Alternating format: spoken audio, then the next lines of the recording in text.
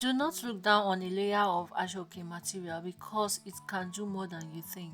This is one of the simple style you can use your one layer of aso-oke material to tie. So my simple process is I cut out a carton and I dip it into the material, cover it up with the material and place on my head. Give it a knot at the back at the division of 30-70, which means one part is a bit shorter than the other as displayed on the screen. So the shoulder part will be twisted and secure here at the front. After securing, guys, you're gonna go to the back and you have the 70 part. So we are done securing the 30 part, then we go to the 70 part, which is the longer part. We're going to fold it into two like this, elastic band to grab it up like this so that you'll be able to remove your hand, and the little part you have left is going to be dipped in here to secure it. Now let's proceed to semi-final, where we're going to dip our hand into the hole of the pleated part and pull out the fabric in there.